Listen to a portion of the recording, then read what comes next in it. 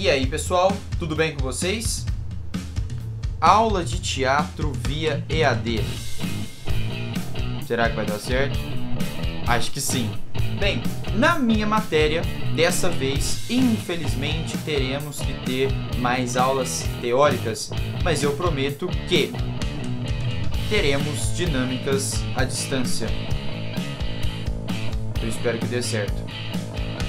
Bem, falando um pouquinho mais sério, pessoal, a gente precisa retomar as nossas atividades via EAD, à distância. E hoje nós vamos falar de um dos temas que a gente estava trabalhando lá em sala de aula.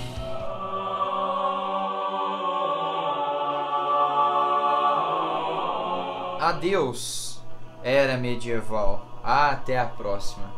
É assim que alguns historiadores e alguns materiais classificam como a era renascentista, de fato, o adeus de todo momento da era medieval. E aí, vocês se perguntam, aonde que surgiu todo esse movimento considerado um dos mais importantes de todo o movimento artístico da história da humanidade? Surge então na Itália, mais especificamente no século XV. E, de forma bem rápida, acaba se espalhando por alguns países, como Inglaterra, França e Espanha. E na Inglaterra, depois você vai entender a importância desse movimento, pois é através dele que a gente tem um autor famosíssimo, não sei se vocês conhecem, um tal de William Shakespeare, que depois a gente vai comentar sobre ele. Mas, antes disso, vamos comentar um pouco mais específico de todo esse momento renascentista e a sua influência no teatro. Como nós já estudamos anteriormente, sabemos que o teatro medieval ele tem uma influência muito forte da igreja. Os autos religiosos, lembram que eram teatros que contavam passagens da Bíblia. Então, tinha essa influência muito forte da igreja e de assuntos relacionados à igreja, e se falar de Deus era muito presente nos teatros na época medieval. Então, assim como eu brinquei no início da aula, a gente dá um adeus à era medieval. O que isso quer dizer? Quer dizer que nesse momento agora a gente deixa um pouquinho de lado a figura de Deus e a gente começa a falar mais do ser humano em si, do homem em si. Então a gente tem o surgimento de uma palavrinha chamada antropocentrismo, que no próximo slide eu vou deixar um pouquinho para vocês. E então, neste momento, nós temos a figura do homem como principal protagonista de todas as peças na era do teatro renascentista, ok? Então, era medieval, adeus, de Deus, não se fala mais, então, adeus, tchau. Enfim, vocês entenderam. Bem, então, como está descrito no slide para vocês, o teatro renascentista tem um caráter um pouco mais popular e coloca de fato o homem como centro, como foco de todas as atenções.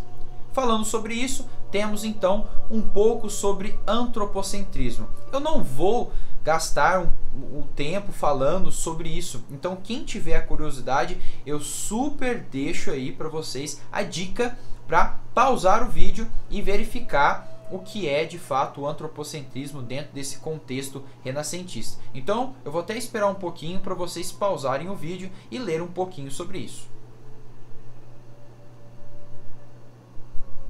Ótimo, eu sei que vocês pararam o vídeo para ler um pouquinho sobre antropocentrismo. E agora vamos falar das principais características. Uma delas, de novo, a palavra antropocentrismo aí para vocês, como a gente já viu, homem como centro de tudo, e eu tô ressaltando muito isso porque é o que basicamente resume tudo sobre a era renascentista. Mas lógico, temos outras principais características como a linguagem coloquial.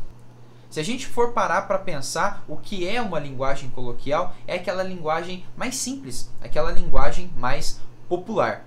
E isso acaba trazendo um pouquinho de influência no fato de termos textos mais improvisados. O que isso quer dizer? Que como eu tinha que atender quase todo mundo, né, de fato ali a parte mais popular e a parte da elite, então eu tinha que flexibilizar um pouco mais esses textos, né, essas obras. Então, de fato, eu tenho essa improvisação maior dos textos. Por quê? Se eu estou falando para um público de uma determinada classe, eu preciso adequar a minha linguagem para aquela classe. Se eu estou falando para outra, consequentemente, eu tenho que me adequar também para outra. Então, por isso, por essa influência de uma linguagem mais coloquial, mais popular, eu tenho essa alternância de estilos e, consequentemente, de textos também mais flexíveis, ok? Além de tudo, eu também acabo trazendo um lado mais cômico. Lembra que a gente já comentou que todo texto que às vezes traz esse lado mais cômico, um pouco mais da comédia, tem enredos um pouco mais simples, né? Não são tão bem elaborados como um drama, como uma tragédia. A comédia, esse lado cômico, ele tem sim um caráter coloquial, uma linguagem mais simples, uma linguagem mais fácil de entender. Então, por isso que, novamente, a história se repete e a gente tem essa influência desse lado mais cômico ganhando força novamente. E o último ponto que eu gosto de colocar também, que é temas diversificados.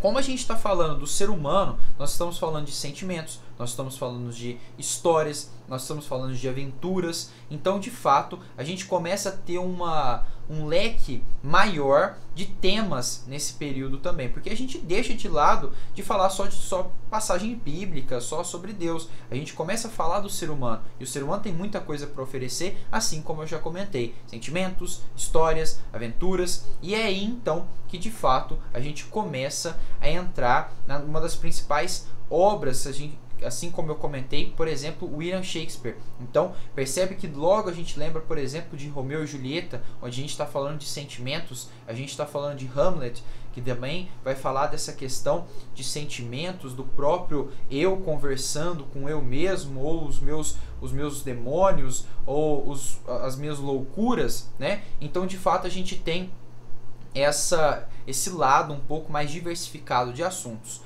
E depois, no nosso próximo vídeo, então a gente vai aprofundar nos autores, nas peças, e um deles é o William Shakespeare, que a gente também vai comentar um pouco mais. Então, aguarde que no próximo vídeo vamos trabalhar esses temas. Combinado? Então, até a próxima. To be or not to be is the question. Ser ou não ser, eis a questão. Conhece? Você não conhece?